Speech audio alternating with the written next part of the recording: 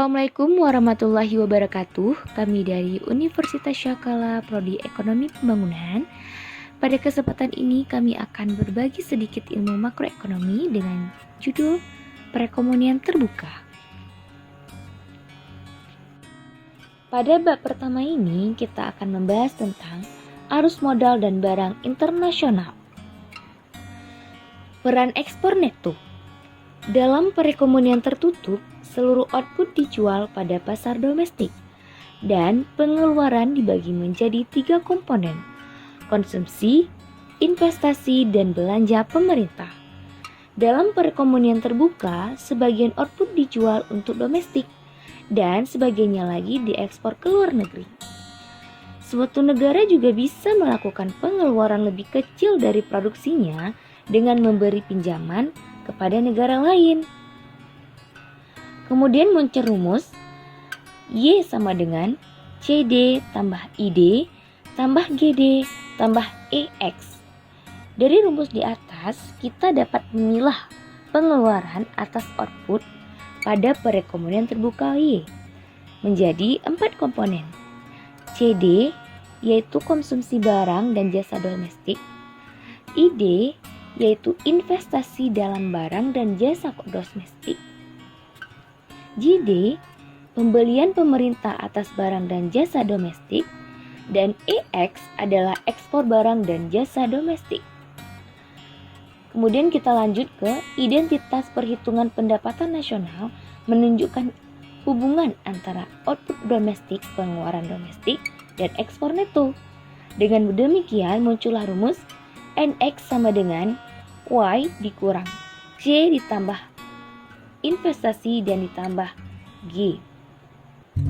NX adalah ekspor neto, Y adalah output, dan C ditambah I ditambah G adalah pengeluaran domestik. Jika output melebihi pengeluaran domestik, kita dapat mengekspor selisihnya. Maksudnya itu ekspor neto adalah positif. Dan kebalikannya, jika output kurang dari pengeluaran domestik, kita dapat mengimpor selisihnya, yaitu ekspor neto adalah negatif. Kemudian lanjut ke arus modal internasional dan neraca perdagangan.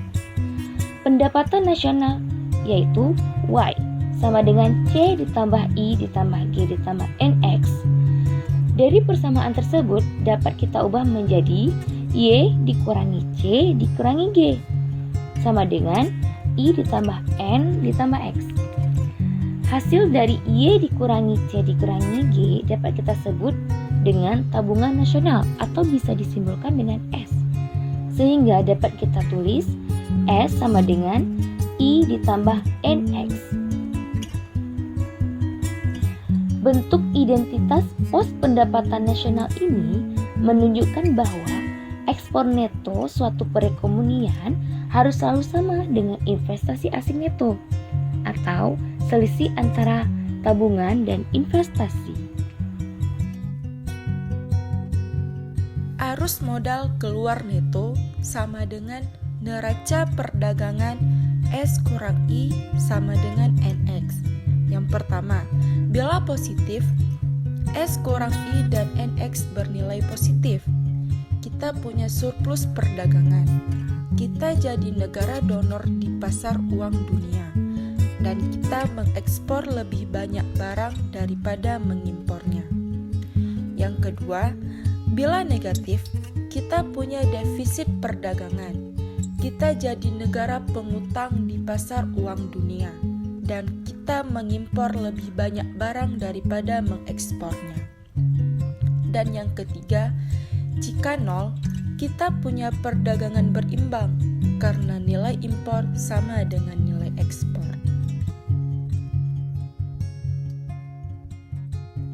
Arus barang dan modal internasional. Keseimbangan antara ekspor neto dan arus modal keluar neto merupakan identitas. Hal itu harus sesuai dengan cara variabel tersebut didefinisikan dan angka-angkanya dijumlahkan.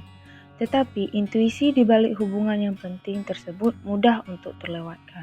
Ikhtisar arus barang dan modal internasional.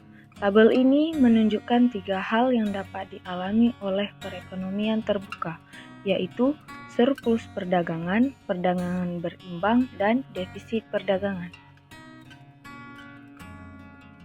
Mobilitas modal. Sebelumnya kita telah mengkaji model arus barang dan modal internasional.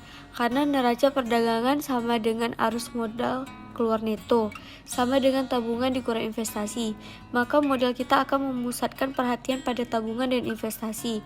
Untuk mengembangkan modal ini, kita gunakan beberapa elemen yang sudah kita ketahui, dan kita tidak mengasumsikan bahwa tingkat bunga nil menyimbang tabungan dan investasi.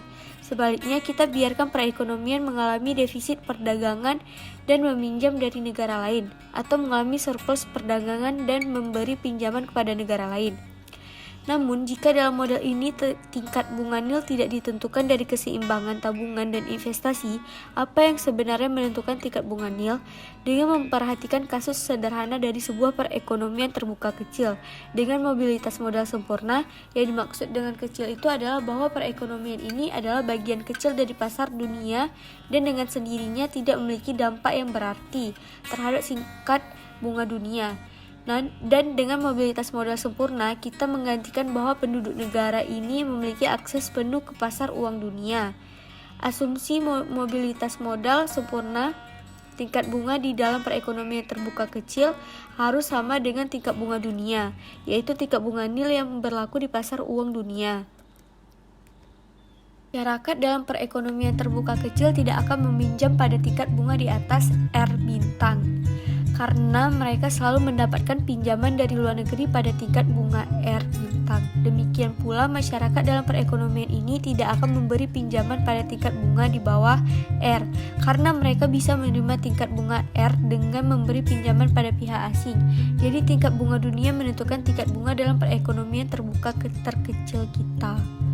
Lanjut, ada mengapa mengasumsikan perekonomian terbuka kecil. Analisis yang dilakukan pada bagian ini mengasumsikan bahwa negara yang sedang dipelajari adalah perekonomian terbuka kecil. Asumsi ini menimbulkan beberapa pertanyaan, yaitu apakah asumsi perekonomian terbuka kecil dapat dengan baik menggambarkan Amerika Serikat?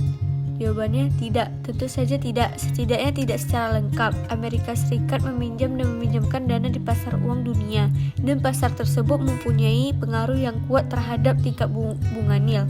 Amerika Serikat namun akan berlebihan jika mengatakan bahwa tingkat bunga nil Amerika Serikat hanya ditentukan oleh pasar uang dunia. Jadi, mengapa kita mengasumsikan perekonomian terbuka kecil?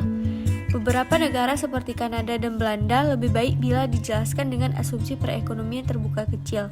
Namun, alasan utama membuat asumsi ini adalah untuk mengembangkan pemahaman dan intuisi bagi makroekonomi dalam perekonomian terbuka. Dengan mengasumsikan perekonomian terbuka kecil, kita akan sangat menyederhanakan analisis dan karena itu akan membantu menjernihkan pemikiran kita. Dapatkah kita melepaskan asumsi ini dan membuat modal yang lebih realistis? Jawabannya ya, kita akan bisa melakukannya. Appendix pada bab ini dan appendix pada bab 12 menggunakan kasus yang lebih rumit dan perekonomian terbuka besar. Beberapa dosen langsung bisa masuk ke materi ini ketika mengajarkan topik tersebut. Model Y sama dengan F dalam kurung KL merupakan output perekonomian Y ditentukan oleh faktor-faktor produksi dan fungsi produksi. C sama dengan C dalam kurung Y kurang T merupakan konsumsi C berhubungan secara positif dengan pendapatan disposable Y kurang T. I sama dengan I dalam kurung R. Investasi berhubungan secara negatif dengan tingkat bunga R. Kita sekarang dapat kembali ke identitas akuntansi dan menulisnya dengan sebagai berikut. Dengan mensubstitusikan 3 asumsi dari bab 3 dan asumsi bahwa tingkat bunga sama dengan tingkat bunga dunia, kita akan memperoleh yaitu persamaan ini menunjukkan bahwa neraca perdagangan NX bergantung pada variabel-variabel tersebut yang menentukan tabungan S dan investasi I. Karena tabungan bergantung pada kebijakan fiskal, yaitu belanja pemerintahan G yang lebih rendah atau pajak T yang lebih tinggi, meningkatkan tabungan nasional. Dan investasi bergantung pada tingkat bunga real dunia, yaitu tingkat bunga yang lebih tinggi membuat beberapa proyek investasi menjadi tidak menguntungkan. Maka neraca perdagangan juga bergantung pada variabel-variabel tersebut.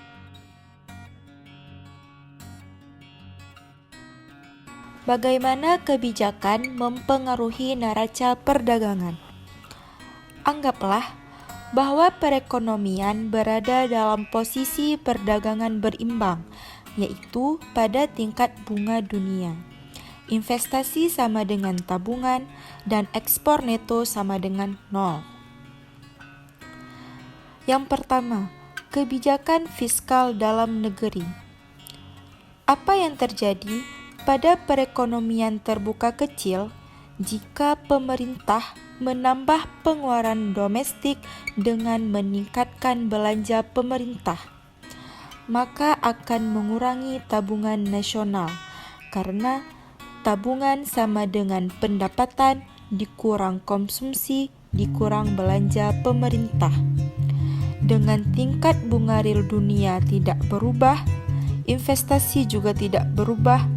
Karena itu, tabungan menjadi lebih kecil dari investasi, dan sebagian investasi dibiayai dengan meminjam dari luar negeri. Karena ekspor neto sama dengan tabungan dikurang investasi. Berikut kurva kebijakan fiskal dalam negeri. Dalam kurva ini menjelaskan bahwa kenaikan belanja pemerintah atau penurunan pajak mengurangi tabungan nasional dan menggeser kurva tabungan ke kiri. Hasilnya, pengurangan tabungan nasional yang menyebabkan defisit perdagangan, di mana investasi lebih besar daripada tabungan.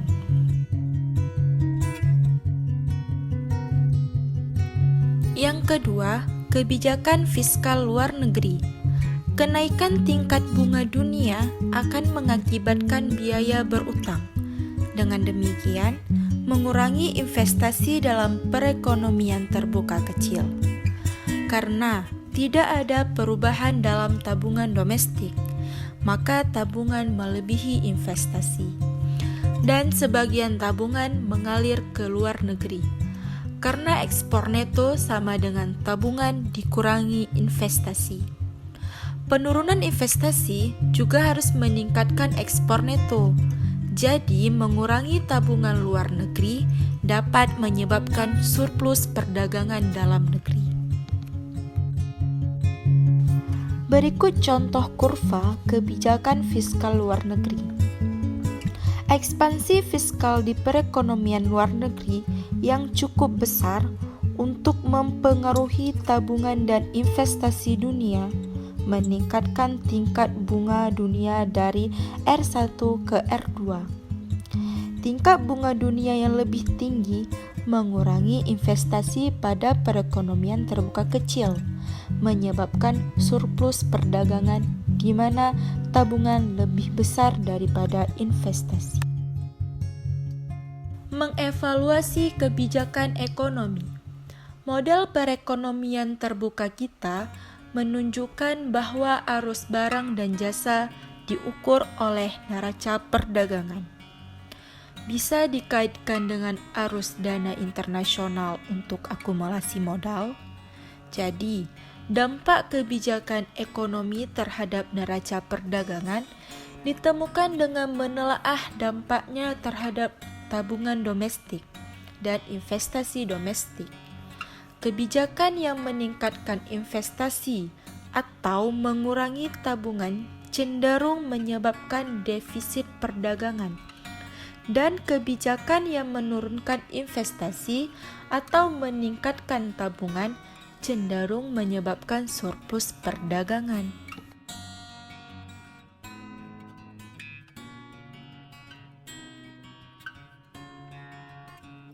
Kurs nominal dan real.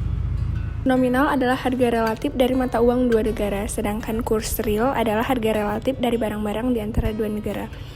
Untuk kurs nominal, sebagai contohnya, jika kurs antara dolar Amerika Serikat dan yen Jepang adalah 120 yen per dolar, maka Anda bisa menukar 1 dolar untuk 120 yen di pasar uang tersebut.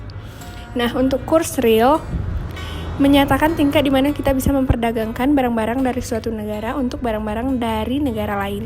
Kurs ini kadang-kadang disebut terms of trade. Nah, di bawah ini ada contoh rumus dari kurs real. Jika kurs real tinggi, maka barang luar negeri murah, dan barang relatif lebih murah, maka barang lebih mahal. Maka sebaliknya juga akan seperti itu. Selanjutnya ada kurs real dan neraca perdagangan. Untuk menjawab pertanyaan sejauh mana pengaruh makroekonomi terhadap neraca perdagangan, perhatikanlah contoh yang akan saya bacakan berikut ini. Seperti harga burger dan pizza relatif sangat berbeda, bukan? Maka harga relatif barang domestik dan barang luar negeri sangat mempengaruhi permintaan terhadap barang. Pertama, anggaplah kurs real lebih rendah, jadi kurs nominal itu lebih tinggi. Apabila relatif lebih murah, penduduk domestik hanya akan membeli Ford bukan Toyota. Begitu juga dengan burger dan pizza.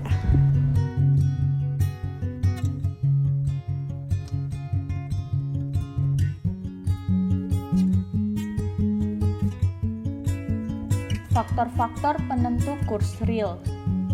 Kurs real terkait dengan ekspor neto.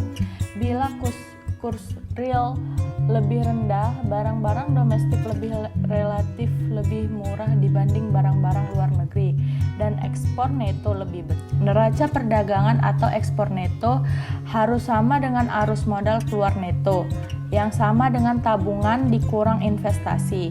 Tabungan dipengaruhi oleh fungsi konsumsi dan kebijakan fiskal, sementara investasi dipengaruhi oleh investasi dan tingkat bunga dunia. Bagaimana kebijakan mempengaruhi kurs real?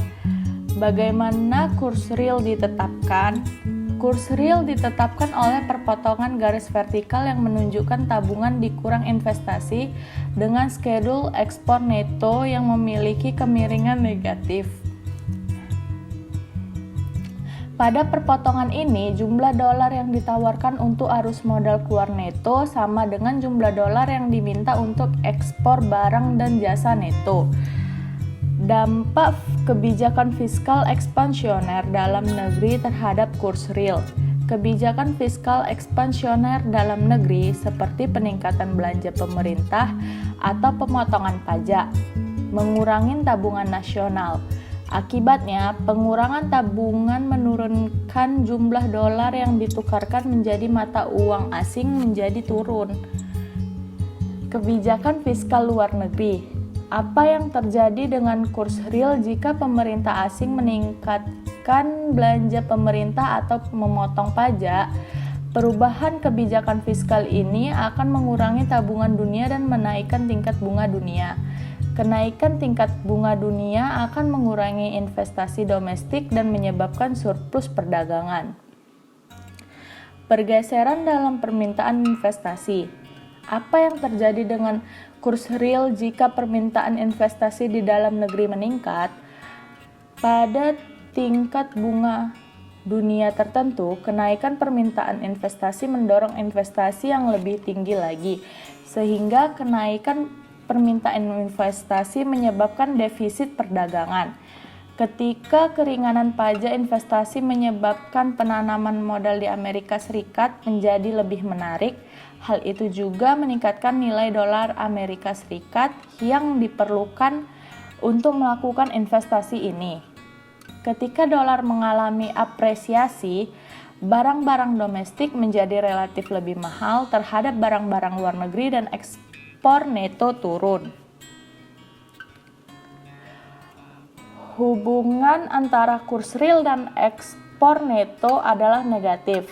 Semakin rendah kurs real, semakin mahal barang-barang domestik relatif terhadap barang-barang luar negeri dan sehingga semakin besar ekspor neto kita.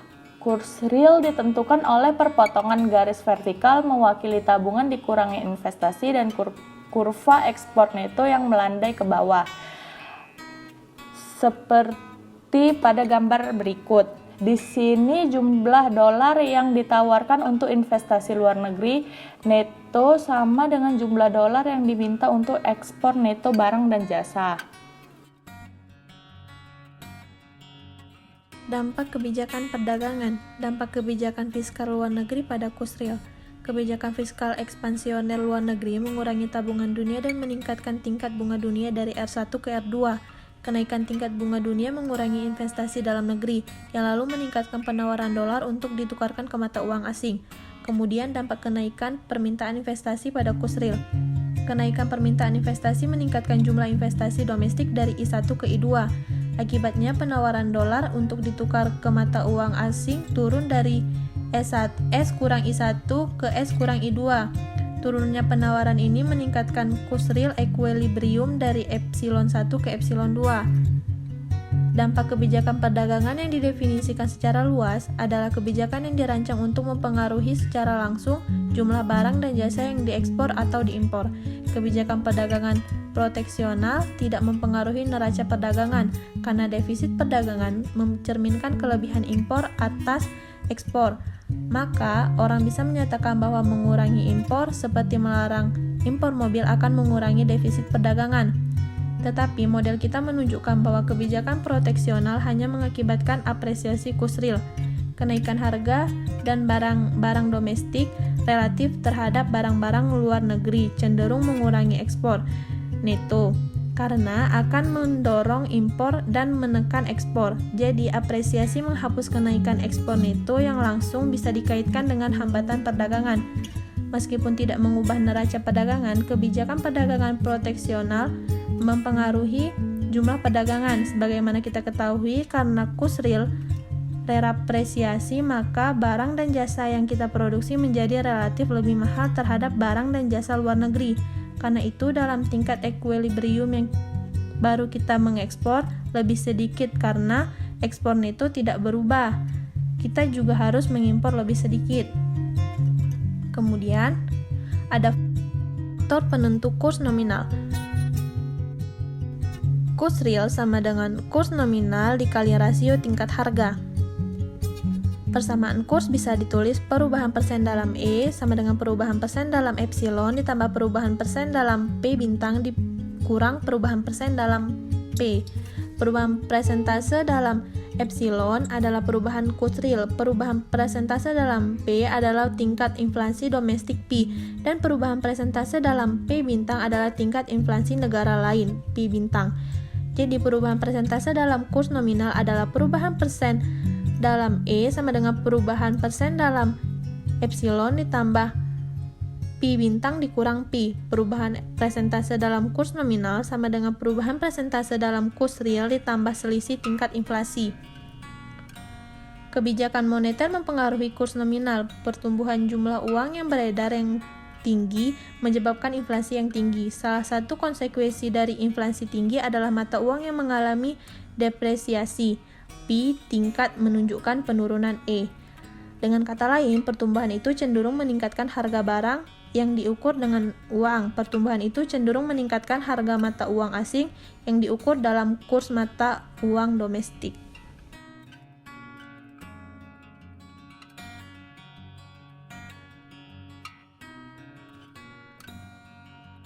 Perlambatan ekonomi di Indonesia tak seburuk negara lain. Jakarta, Otoritas Jasa Keuangan atau OJK bersama dengan Komisi 11 DPR menggelar rapat kerja secara virtual untuk membahas kinerja di semester 1 2020. Dalam paparan awal, Ketua Dewan Komisioner OJK Wimbo Santoso membeberkan kondisi perekonomian secara global di tengah pandemi. Karena Indonesia memiliki sistem ekonomi terbuka, maka ketika perekonomian global mengalami penurunan, ekonomi Indonesia juga turut berkontraksi. Buktinya pada kuartal 2, ekonomi Indonesia minus 5,32%. Wimbo menyatakan dalam hitungan OJK, Indonesia masih bisa bersyukur dengan angka ini, lantaran masih lebih baik dari ekonomi negara-negara lain yang terkena dampak pandemi. Wimbo mengatakan dalam rapat Kamis 1 Oktober 2020 bahwa kita patut bersyukur lantaran keterlambatan ekonomi Indonesia tersebut tidaklah seburuk perekonomian di negara lain, baik di semua negara maju maupun sebagian negara berkembang. Hal ini karena struktur perekonomian Indonesia lebih bergantung pada permintaan domestik daripada perdagangan internasional. Sementara itu, secara global, ekonomi masih dilanda ketidakpastian. Penyebabnya tak lain karena jumlah kasus positif COVID-19 yang terus bertambah secara harian di negara-negara seperti Argentina, Italia, Inggris, hingga Amerika Serikat, padahal sebelumnya sempat melandai. Demikian pula dengan Indonesia. Untuk mengurangi dampak yang berkelanjutan, OJK bersama dengan Bank Indonesia dan pemerintah mengeluarkan beberapa langkah kebijakan, baik fiskal, moneter, maupun keuangan yang bersifat preemptif, extraordinary, sekaligus forward-looking. Wimbo menambahkan bahwa respon kebijakan tersebut mampu menjadi benteng pertahanan yang tangguh dalam menghadapi ekonomi shock dari pandemi ini.